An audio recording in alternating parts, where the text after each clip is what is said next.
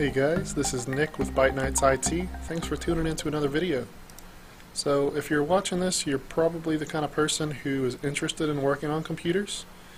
Maybe you've been doing it as a hobby for years, but you wish you had some concrete examples, things that you could use to translate those skills into dollars.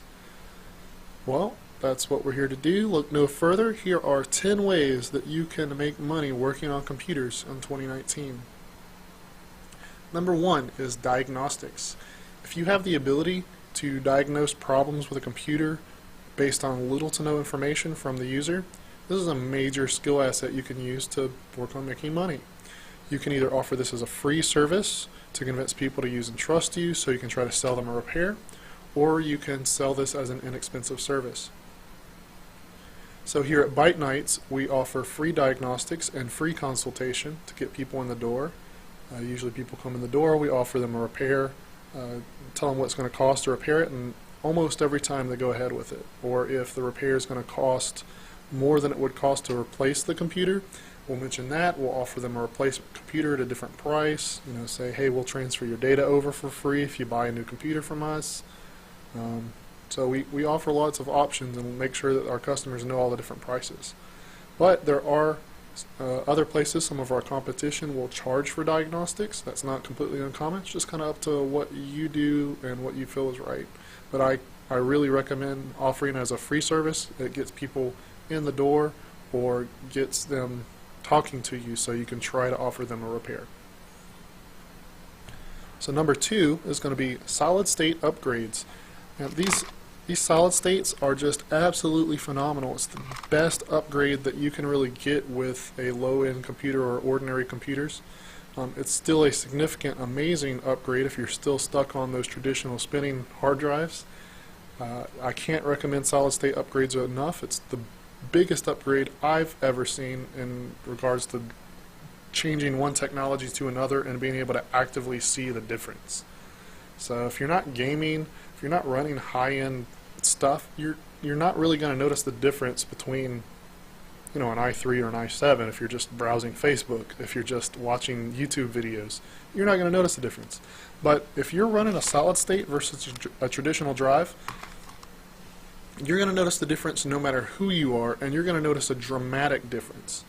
And these solid state hard drives are so cheap right now. On Amazon, you can get one of these Kingston 240 gig drives for $30. This is April 13th, 2019. $30. Actually, I think it was $29. It's just so stupid how cheap these things are. And 240 gigs is enough for your average user. Some people need more, and it's important to probe for that, like get that kind of information before you offer a specific size drive. Like, what do you do on your computer? So once you know what size drive they need, then you can offer the right what they need as a replacement or upgrade. Right now, this is probably one of the big things that's making a lot of local computer repair shops a lot of money, is these kind of upgrades. And anywhere I go, it doesn't matter if someone drops off a computer here, it doesn't matter if I go on site to a business. If there's ever an issue with a computer that's related to the hard drive, I will always recommend a solid state upgrade, a solid state replacement. And if there's computers that still have traditional drives, I still recommend it. I'm like, man, you need to get out of that. I just sat here and watched you try to boot up that computer for 3 straight minutes. That's not fun. It would have been 10 seconds or well under 20 seconds if you would have had a solid state. We need to fix that. So I'm not the kind of person to nickel and dime people. I don't like suggestive selling, but I really like solid state hard drives. It's so important. Next up, refurbished desktops and laptops. So purchase used or broken computers from anywhere you can if you can get a good price for them. Look, businesses, schools, government facilities, these guys buy computers by the truckload. They buy Dells and HPs and Lenovo's, business class systems, and then they also, after 3 to 5 years or so, they'll get rid of them by the truckload. They get rid of them for a tiny fraction of their original cost. So if you can get on eBay, get on any kind of auction website. There's all kinds of government auction websites. Maybe there's local government auctions. Craigslist, Facebook Marketplace, garage sales sometimes. I don't really do that, but I'm sure there's plenty of people out there who go to garage sales and end up finding some good stuff. You get these systems, you fix them, you clean them, you upgrade them, you test them, and then you prepare them for sale. You know, if you take one of these, the older Optiplexes, I mean, they're still great systems with a little bit of cleaning up, and then you can sell them for a fraction of the price that you'd find new computers for at Walmart and still make a lot of money. So selling refurbished equipment is one of the ways that we make a fair amount of money here at Byte Nights. Number 4, entry-level gaming systems. So everyone's trying to get into PC gaming, but it's generally seen as a very expensive, it's a high entry barrier, right? So a lot of people see these nice gaming PCs and they see them running games at better quality than their consoles, and they see all the different stuff that you can do on a PC that you can't do on a console. Well, the barrier to entry is so high for these higher end systems. They see price tags of $2,000 and they're like, whoa, I can't touch that. But you don't have to do that, right? So I can pick up one of these Optiplex 7010s or something like that for, you know, well under $100, $60 to $80, something like that, and then I just go get a entry-level video card. This is a GT1030, but you could get a GT1050, a 1050 Ti, anything that doesn't require additional power. So you want to make sure that it runs off of the power where you just plug it in. And I know there's new cards out, the 16 series, NVIDIA, why? But as long as it runs off the 75 watts of supplied power by the PCI Express bus, then you're good. And you just make sure that it's nice and small and that it's low profile, so it'll fit in the case. So this is a low profile card, and I can just fit it in there. It's also passive cooling, so it's just got a giant heat sink on it, so there's no fan to fail. And then you just make sure it's got some good cooling, run tests on it, make sure the temps don't get too high when it's playing games. And then, I mean, these older systems, this thing's probably 5 years old, and I pop in a video card, a little bit extra memory. It's going to play Overwatch, it's going to play Dota 2, it's going to play Fortnite, Counter-Strike, and all the other major competitive PC titles that people play. That's going to play them at a reasonable frame rate for well under $200 your cost. And then you can go and sell them for $225, $250, maybe up to $300. And now you've just sold an entry-level gaming system to someone, and they're able to play the PC titles that they wanted to play, and they didn't have to fork over $2,000. That's a big deal. So that's one way to make money as well. Number 5, custom gaming rigs. Beyond the entry-level market are the mid and high-tier markets. You know, plenty of people have a big budget ready, and they want a good, or maybe they want a top-of-the-line system. Some of these people want a computer, and they don't have any interest in building it themselves. So I would say that's probably most people. But if you're watching this video, you probably love building computers. You like taking all the components and putting them all together and mixing and matching them, and maybe you go on PC Part Picker or whatever you do to get all these different components and put them together. You probably have your own gaming system you built. Maybe you have a lot of them. Maybe you build them for friends.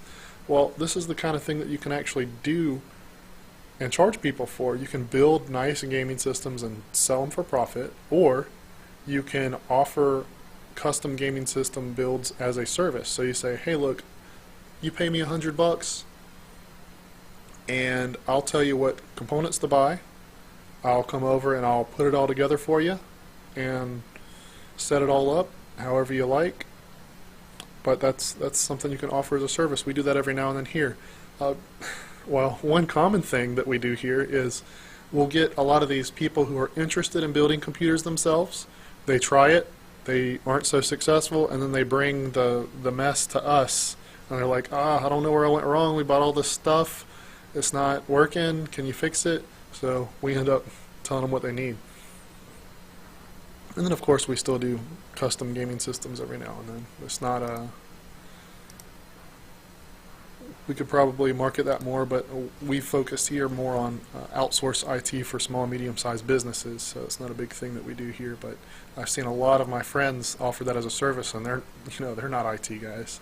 So if they can do it, you can definitely do it. Number 6, reloading OSs. So, if you're watching this, you probably know how to reload Windows.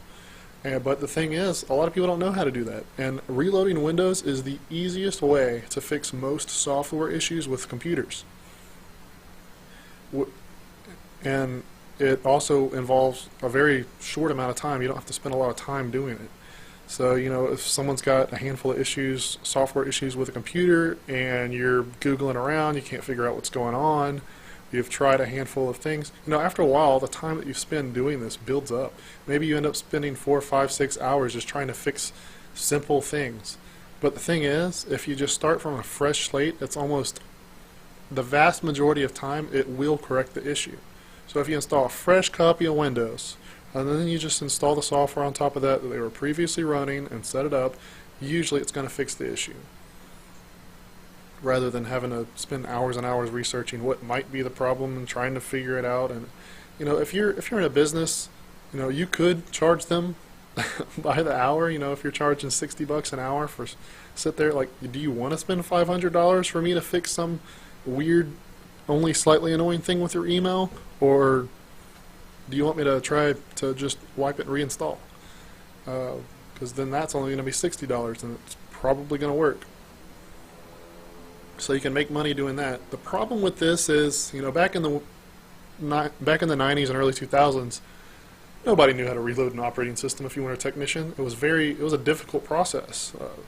Knowing how to pop in a boot disk and run the command to be able to get the CD going, and then choosing the right options, and then finding the drivers if you didn't have a driver disk. All this was a difficult thing, and it's still, to this day, you still have to load drivers in some scenarios, but it's a lot easier to reload a computer today. So it's more difficult to make money off of this, but you can still do it, especially if you're just getting your foot in the door. Number 7, laptop screen repairs for non-touch screens, also keyboard and battery replacements. So replacing screens on laptops, as long as they aren't touch screens, it's very easy. Usually just pop off a bezel, just a little bezel on the front, and then you just undo some screws, take out a ZIF cable, and then you just put in the new screen and put it all back together. It's usually that easy. Sometimes it's a little bit more complicated, requires more disassembly, but usually it's not too bad. So pretty easy stuff. I'd avoid the touch screens because it's much more difficult to disassemble, reassemble, and it costs a lot more money. Depending on, and you have to tell what's broken. It's just like, it's a more expensive version of fixing a cell phone, I would say. In some cases, I know a lot of the higher-end Androids can have pretty expensive screens. But anyways. Also, keyboards and battery replacements. Batteries go out over time, and people want to keep using their laptop, but they want more than 10 minutes of battery life, so you just replace their batteries. Sometimes it's not as easy just popping it off the bottom and popping on a new one. Most people can do that and figure it out, but you, as a computer technician, will be able to completely disassemble the bottom and then take out the battery and then replace the battery, just as if it were an iPhone, for example. You have to take the thing apart and scoop out the battery and then replace that, and then you've got another 2 to 4 years of life in your phone. Well, same thing with the laptop, and that's a service that you can offer. It's not too difficult to replace those things. People pop off the keys on their keyboard all the time, but sometimes they'll lose them or whatever, or sometimes they'll break some of the pieces and it's not easy to put it all back together. Usually these keyboards only cost $10, $20, maybe up to $50 if you're getting ones with backlight. So you just get that and then pop it back on there. The keyboards are almost always super easy to replace, unless it's what they call a unibody, where it's all just one piece and you end up having to replace the entire casing. That's not too common though. Number 8, installing and setting up SOHO networking equipment. Small office, home office network equipment. It's usually very easy to set up for people proficient with computers. Modifying basic settings and configuring it to work best for that user or small business isn't too much more complicated. You can travel on site to these customers and charge a low hourly rate to get your foot in the door. This is a great thing. You know, there's all kinds of people starting businesses out of their home. They've got a few computers. Maybe they've got the husband and wife, and maybe an older child or something, and they got a business going. Maybe they got an accountant firm or something that they're just trying to get up and going. They split off from a previous company. Who knows what the specific situation is, but now they need a basic network set up. They want good Wi-Fi. They may need a list of different things, and you're there to set it up, which gets me to the next point, number 9, setting up basic servers. So you don't have to be an IT master to set up a basic server. You don't have to set up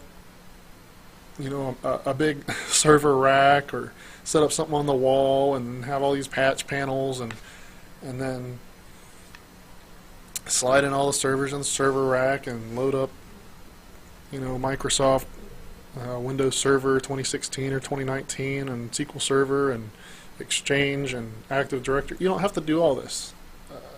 You don't have to be an IT master to do this kind of stuff, to do a basic server. Most small businesses, what they need are things like file servers, and anyone can set up a file server. You can do it on any computer. Media servers, camera servers. These are things you even find in homes, just general homes. People who want to be able to share files, or people who want to set up, say, like a Plex media server, and they store all their DVDs or Blu-rays on the computer, and then they just want to be able to watch them with the click of a button. So these are things you find in just general homes, and if you have the ability to set that up and you can show someone, hey, look, all you got to do is pop this in there, and now you've got a whole media server, and you don't have to go search around for your DVDs anymore. That's a service you can offer. And you can do it with a basic computer that you build yourself, or you can get one of those NAS boxes, network attached storage boxes, that act as servers. I use little Synology boxes all the time that I just purchase off of Amazon. They're great. There's other ones out there that are just as good, maybe better, but those are the ones I tend to go for because I like some of the services they have. And if you can do that, this is an invaluable service for Soho environments, and that's one way to make money and get your foot in the door and work your way towards being an outsourced IT company or being an independent IT person. Number 10, teaching. So if you're watching this video, you probably have a set of skills on computers that you're proficient with. Many people out there are more than willing to pay you for you to share that knowledge with them on a one-on-one level. I've done tutoring for elderly people. I've done lessons where, so one time there was a fellow who came in with his kid, and he was willing to buy a gaming system, but he says, I'll pay you an extra $100 if you teach my kid how to build it. So I said, sure, that's fine. I took the whole thing apart, and once he came in, I'm like, alright, and then I show him piece by piece what every piece does, where to put everything, let him do it, made sure he was doing it right, showed him how to check the whole process of making sure everything was working along the way, and then answered any questions they had, and by the end of it, he had a full functioning gaming desktop. So these are different things you can teach. A lot of people are very proficient with Microsoft Office or Photoshop or whatever software you're good with. So if you're good at something, then that's an opportunity to be able to teach someone else. And that's it. That's my list of 10 ways that you can make money working on computers. Alright, thanks for tuning into this video, and we'll see you next time.